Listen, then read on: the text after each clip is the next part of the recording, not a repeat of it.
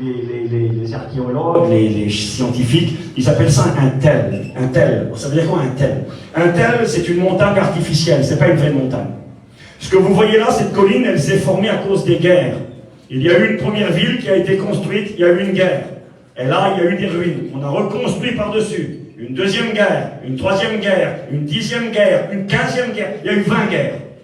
Et la ville a été détruite 20 fois, reconstruite, détruite, reconstruite, et elle est devenue cette montagne artificielle. Il y a eu dans cette région qu'on appelle la vallée d'Armageddon plus de 200 guerres, 200 batailles, depuis 3500 ans. Ça remonte à Ramsès. On a vu le film de Moïse, Moïse, Ramsès. Ramsès, il a combattu ici. Et là, dans la Bible, on a plusieurs faits bibliques qui se sont déroulés dans la vallée d'Armageddon. J'ai noté ici, Pharaon Nécho, il tuera le bon roi Josias, c'est marqué dans la Bible. Le fameux Gédéon, on en a écouté parler ce matin, qui avec ses 300 hommes a pris les jarres, et à l'intérieur il avait mis des flambeaux et des trompettes. Quelle manière de combattre, quelle folie!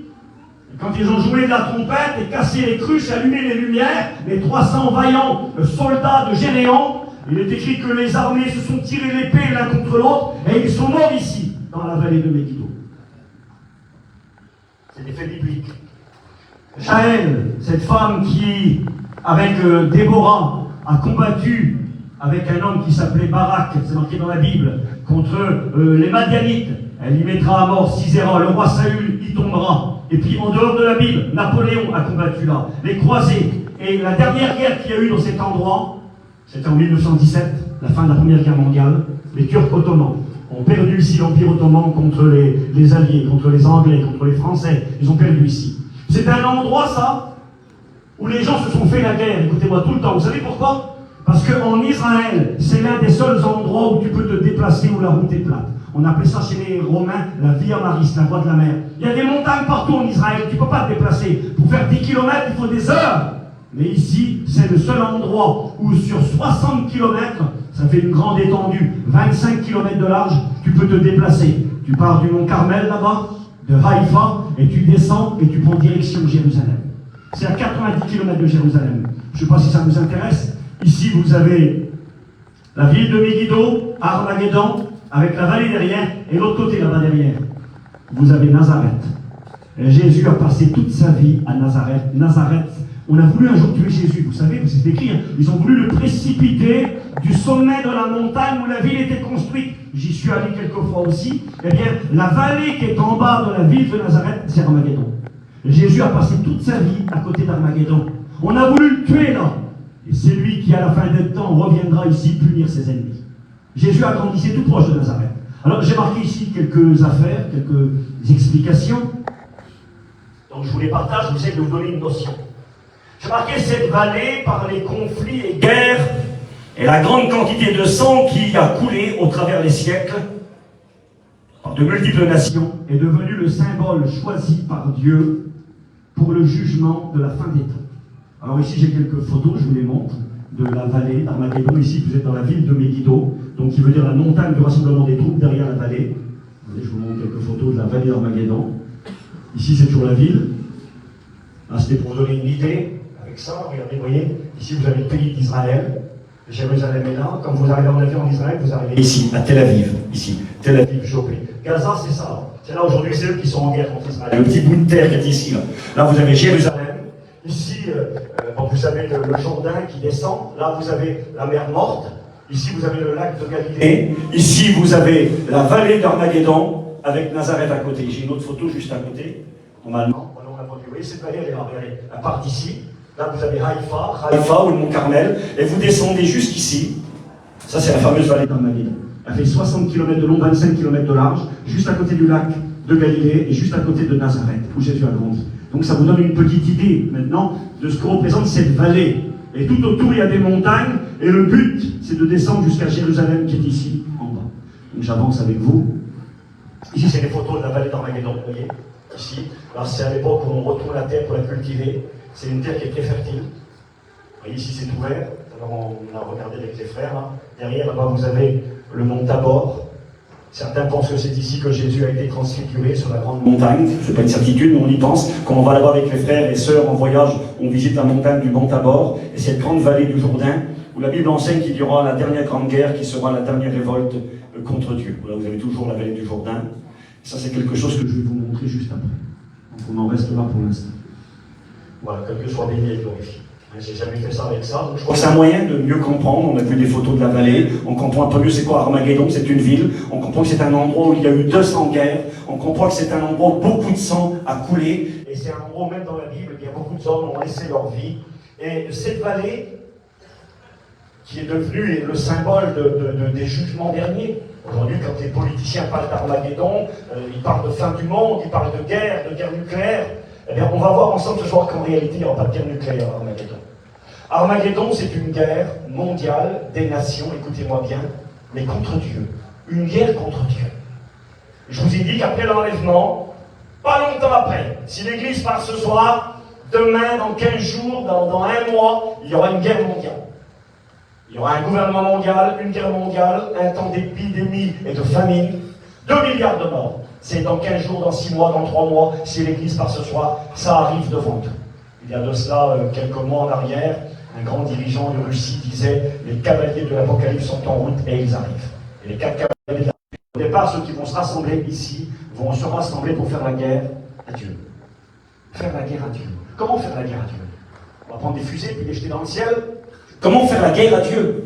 Ben, pour faire la guerre à Dieu, c'est simple. Il faut faire la guerre à ceux qui représentent Dieu sur la terre. Rappelez-vous ce que Jésus dira à Saul de Tarse, sur le chemin de Damas. Quand il va arrêter Saul, il lui dira « Saul, Saul, pourquoi me persécutes-tu » Saul aurait pu dire « Mais Jésus, moi je t'ai jamais persécuté. Je t'ai jamais vu, je t'ai jamais rencontré. Comment puis-je te persécuter » Saul persécutait les chrétiens. Il persécutait le peuple de Dieu, il persécutait l'Église, il tuait les chrétiens. Et en faisant du mal au peuple de Dieu, il persécutait Dieu. Comment faire la guerre à Dieu? En faisant la guerre à ceux qui représentent Dieu. Et quand vous lisez dans la parole de Dieu, vous allez vous rendre compte de cette fameuse bataille d'Armageddon, qui est un lieu historique où plus de 200 guerres ont éclaté sur une période de 3500 ans, on l'a vu. C'est un lieu prophétisé comme étant la dernière grande guerre à la fin des temps, une guerre contre Dieu. Où est-ce que c'est marqué? Je vous lis la Bible. Apocalypse, chapitre 19. Je tourne les pages de l'Écriture, regardez. Verset 19. Et je vis la bête, l'Antéchrist, et les rois de la terre, et leurs armées rassemblées pour faire la guerre. À qui?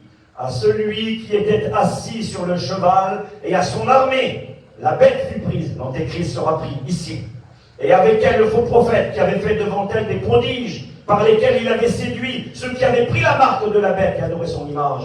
Et ils furent tous les deux jetés vivants dans les temps ardents de feu et de soufre. Ici, vous avez ce moment où Christ revient, et les nations du monde entier se rassemblent dans cette vallée, mais ils vont aller jusqu'à Jérusalem là-bas.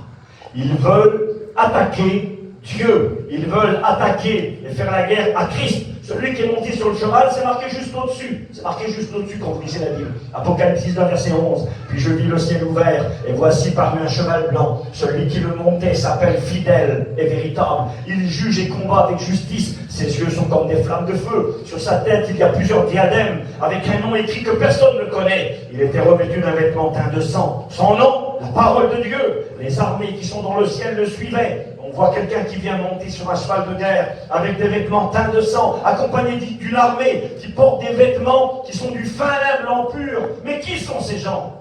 Celui qui est monté sur le cheval, il s'appelle Vérité, il s'appelle Parole de Dieu, c'est Jésus de Nazareth. Il n'est plus monté sur le dos d'un ânon avec une couronne d'épines, il a des couronnes d'or, il est monté sur un cheval de guerre, il est accompagné des armées qui sont dans le ciel, revêtues d'un vêtement qui sont du fin lin blanc pur. C'est marqué juste au-dessus. La Bible s'explique par la Bible. C'est marqué juste au-dessus, c'est écrit. Réjouissons-nous, soyons dans l'allégresse, car les noces de l'agneau sont venues. Son épouse, l'Église, les chrétiens, s'est préparée. L'Église lui a été donnée de se revêtir d'un fin lin éclatant pur, car le fin lin, ce sont les œuvres justes des saints. On voit le Christ qui revient accompagné de son Église, et on voit les hommes de la terre, on voit le dirigeant mondial, l'Antéchrist, le faux prophète, avec toutes les armées du monde, rassemblés ici pour faire la guerre à Dieu. Mais comment vont-ils pouvoir faire la guerre à Dieu? Écoutez-moi, soyez quelques minutes avec moi. Pour faire la guerre à Dieu, ils vont essayer de détruire ceux qui représentent Dieu sur la terre. Je ne parlerai pas beaucoup de cela ce matin, mais il y a des hommes et des femmes qui essaieront de se tourner vers Dieu après leur défense de l'Église. Et pour ceux qui le feront, ça sera au prix de leur vie. On les appelle les martyrs de la grande tribulation. Qui sont ces gens habillés de blanc et d'où viennent-ils? Ils viennent de la grande tribulation. Ils ont lavé leur robe dans le sang de l'agneau et ils vont être tous mis à mort. Mais cette guerre en particulier, qui va se lever à la fin des temps, Armageddon, c'est une guerre où des nations du monde entier se rassembleront pour essayer de détruire Israël. Écoutez bien, on va arriver à l'actualité maintenant d'aujourd'hui. Le monde entier va se rassembler pour essayer de détruire le peuple d'Israël.